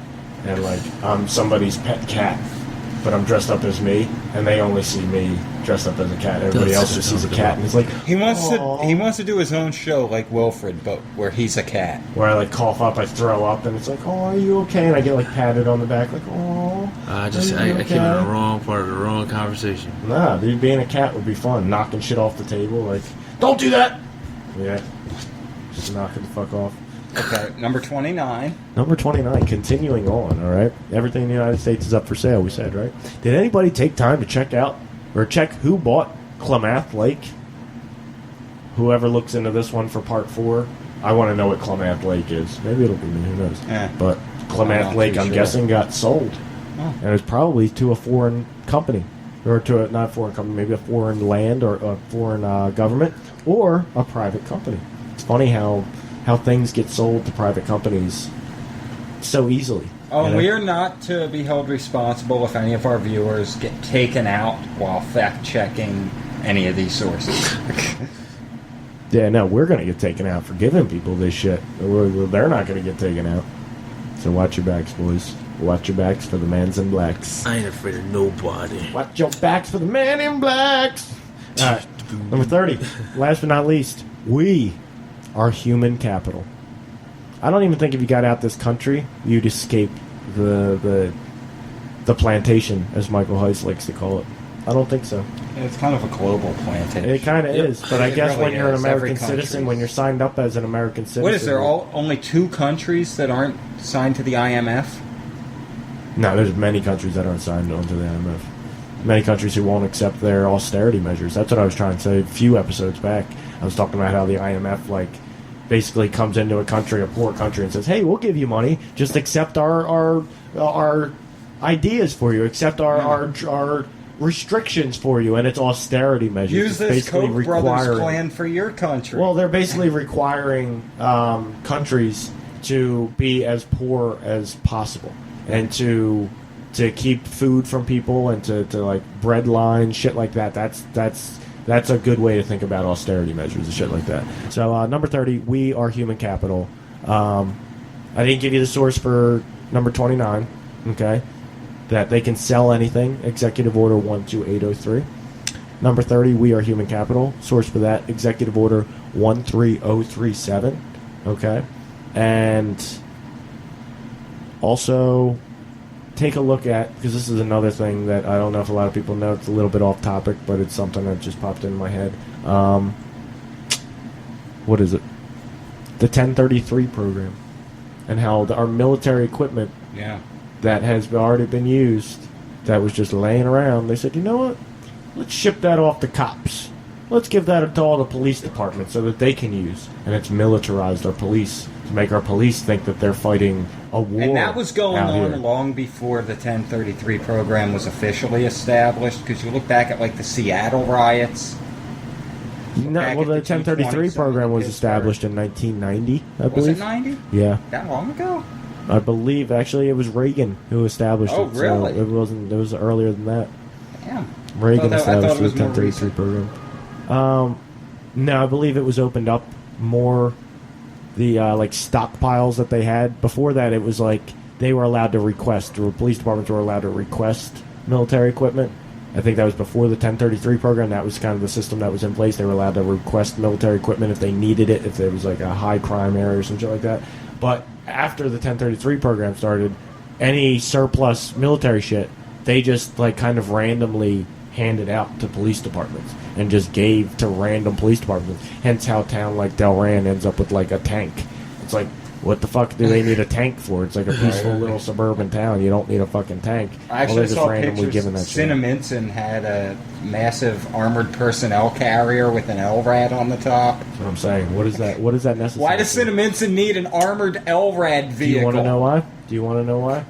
Either one for they do have a fucking- Riverline station. Either one Rich for the goes to breakdown live of there. society. He's scary. Rich is dangerous. Well, either one to break down to society, or two for a Ferguson or Baltimore type situation that could possibly occur in a disenfranchised area such as Camden, which Cinnaminson is probably about a 5-10 minute drive from Camden. So that truck would be needed. And you know what? Cinnaminson shows up for that. Either the federal government or Camden County is paying them a nice hefty paycheck for coming with their LRAD. That's for sure. That's the reason they got that fucking thing. It's been wonderful. It's been a blast. You know what I'm saying? I don't think we could have had this much fun on Mars. I'm serious. Well, we could ask, what's his name that went there with Obama? The time traveler? Andrew Basiago. Yeah. Andrew Basiago. I went there. That's what do you call it? That's where I'm from. From Mars. See, I don't want to think about Mars until I get to the bottom of David Icke's reptilian shapeshifters here on Earth. Yeah, we can have David Icke on. That's our mission. David Icke as a guest. Before this time next year, David Icke will be on our show. We will interview David Icke. I'll come to your show, mates. Huh? I'll come to your show, mates. Yeah? I'll come on the show. All right, Mike, what are we talking about today? He's an awesome dude. All right, so it's been fun. It's been a blast. Today's show. Don't let us fool you. We're all shills, man. Nick is really Rick Moranis with a voice changer. I mean, what? We're being paid to say this. What are those things called from Gremlins? What things? There's a lot of things in the main things in Gremlins. Gremlins. No, they're not called Gremlins. I forget. They're called Moogwogs or something. Mogwai. Yeah. Mogwai. Mogwai. Yeah, that's it. Mogwai. Is it Mogwai? Fucking shit. Mogwai. Mogwai. I know you don't feed them after 9 o'clock. 9 o'clock. Yeah. You don't feed them after 9 o'clock, and you don't get water on them. Yeah, you don't get them. They multiply underwater. Okay, Mogwai. Gremlins. Yeah. Okay. Today's episode has been brought to you by Mogwai. Don't get water on them. All that for that. So it's been fun. I would love to have a Mogwai up here. That would be great. I keep looking it out. Did either of you have a Furby? Because Furby basically stole. They pretty much stole the idea, even though they weren't like affiliated with each other. They pretty much stole the idea, or at least the cuteness. And made a friggin' fortune off of it. It looks just like it. Did either of you have one? No, my daughter has one at her grandmom's house. It would wake me up at 3 o'clock in the morning just asking the most random fucking weird questions, or just saying the most random weird shit, like, time to play. Time to play! Like, it couldn't matter. They sounded like fucking weird as fuck. But the thing would just randomly in the middle of the night. And that's what was crazy. Yeah, and this is what fucks me up, because I haven't found anybody who's actually pulled one apart and looked at like the circuit boards and how it's all programmed and shit. But I'm led to believe, through what I've looked into, that those things had a very simplistic form of artificial intelligence. Where they fucking learned to do shit. You could teach them fucking words, okay? And they learned to do shit and started living their own little fucking life. Hence why mine would stop talking to me and just randomly at the middle of the night just start talking and fucking doing its own fucking thing. Dude. Those things seem like they had a mind of their own. I think the reason they're not around is because they creep the fuck out of parents. Because it wasn't just a little fake like a doll where the doll does 3 things. No, this thing, you say something to it and it repeats it back to you. Or it repeats what you just said, like almost like a parrot, like 3 hours later. And you're like, oh, what the fuck? Like, what is this thing? You know what I'm saying? So one dude's coming home, he's like, hey, honey, you want to smoke a joint tonight? And then all of a sudden, 3 hours later, he's all stoned up, and the fucking little Furby's like, hey, honey, want to smoke a joint tonight? Want to smoke a joint tonight? And he's like, what the fuck is going on? Get rid of that thing now. Get rid of that thing. And she's like, Daddy, what is he saying? What is he saying? What about when your older brothers and sisters, your Furby is in their room, and it happens to catch them saying something like, man, I'm so glad I cheated on my boyfriend/girlfriend last night with such and such a person, and then boyfriend/girlfriend comes over an hour later, and then the Furby starts talking. Oh, Brian, see? He's doing the same thing I'm doing. Just thinking about he does it more often than you think. He does what I do, but I just vocalize it and try and explain it all to you. The little fucking story I got playing out in my head and shit. I don't need to vocalize every little thing that I'm thinking in my head. I like your story. We're high. Anyway. It's true. It's like off the fucking rails right now. We should have been done the show 10 minutes ago. Alright, it's been wonderful. You can find us on Facebook. Facebook.com/3NN Podcast. You can find Brian on there. It's his favorite place in the world as far as social media is concerned, correct? Facebook, Twitter, and YouTube. There he is. I don't even know what his Twitter is. Fish Rancid? Rancid Fish? No, I think it's just Brian McFadden. Oh, Brian McFadden. I don't remember. Sounds good. Shows you how often I sign in. Okay. Sounds awesome. So he's a member of Facebook, Twitter, and the tubes. All right. Occasionally. And we got Rich here. Rich, where can we find you? What's up? The Mind of Rich at blogspot.com, or same thing for... Isn't it themindofrich.blogspot.com? Yeah, .blogspot.com. Okay. And then the Mind of Rich... What are you looking at me on? What? I'm not looking at you. These fucking voices. Yeah, these voices, dude. The Mind of Rich at Facebook and Instagram. Hey, the Mind of Rich. Oh, I tagged you. Oh, yeah, just all one Mind word. Of Rich.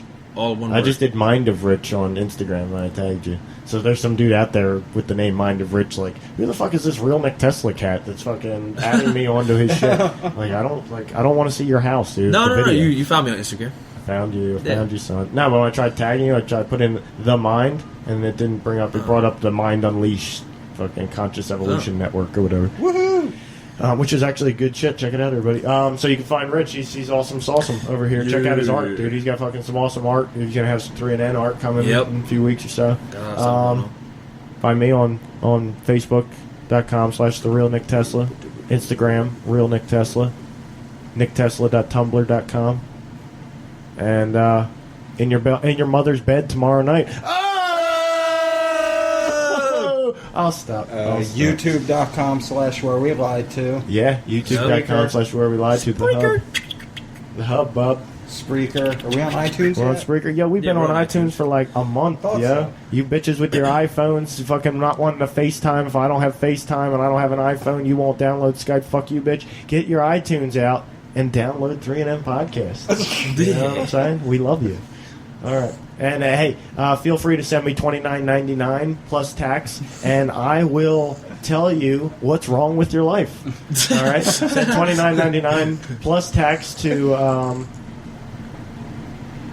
I'm trying to think of a place that you could send it. Oh, okay. Send it to post office. Oh, not post office box. Send it to post office. Is it just post office? Yeah. Send it to United States Post Office, Riverside, New Jersey, 08075, care of Nick Tesla. I'll pick it up. It's a mouthful again. It's a mouthful, and they'll be pissed off if all of a sudden mail starts showing up to the post office. My name on it. Not in my real name. They're going to be pissed. But hey, that's where you want to send your check. Pick it up, Please don't send cash because they'll probably rip them open and look for the money. Like damn postal employees, they're so shisty. You know, so how many times you wait in the make line, sure they you go in mark the it. back Attention, for 45 postal minutes. employee, do not open this. It is a cash donation. Yes. I mean, that's not. He's not talking to me. He's talking to you folks. Anybody sending me $29.99 to figure out what's wrong with your life? All right. Make sure you write on the thing, postage employee, please hold on to for Nick Tesla. Do not open. Has money inside. Okay. That way they don't open it. And steal your Because money. in corporate America, Well, my of money. course, Sorry, they not won't your they'll money. pay Well, my attention. money. They won't open it. All right, kids. It's been a great time. Been wonderful. Find us on Spotify. No, we're not on Spotify. Spreaker. Spreaker. Find us this year at the Democratic National Convention. Yes. Find me in a rocking chair about 90 years from now, contemplating life. All right, you guys. Peace. Been a wonderful show. Awesome. I hope your brain doesn't hurt too much. I hope we kept it light enough for you that your brain is able to float back off into the ether. All right. Did you know that a black hole doesn't suck anything in? Black hole does not suck anything in, and a black hole is not actually black. Its light is actually... It's not that it's not It's able called radiation. to escape. Hawking radiation. Huh? It radiates. No, we're not talking about Hawking radiation. We're not talking about any of that. We're not talking about multiverse theory or parallel universes. We're not talking I'm about not saying any of anything that. about that. I'm saying Yeah, Hawking we're radiation. doing a black hole show, folks. That will make this show look like those little blocks that kids play with to spell out toy and Man, truck I and can shit. talk about that kind of shit all day. That black hole shit. Yeah. Literally, it will turn your brain into a black hole where all new thought just goes into the black hole thought. All right. Been a wonderful show. Thank you, everybody. Check us out Wednesday, 6 p.m., 9 p.m., whatever time really works for you. We'll see Anytime you here. after that. Share, subscribe, like. We're here for you. Thank you for joining us on the official podcast of Open Minds Everywhere. We And are have the a great future. week.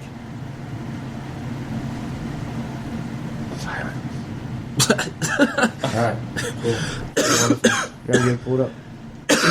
Also, NJ Weedman spot. He's being persecuted right now, so help him out. Guys, why aren't the brakes working? Because I cut the brakes! Wild card, bitches! Yeah! What? Let me know when this gets irritating, okay? It's irritating almost at once.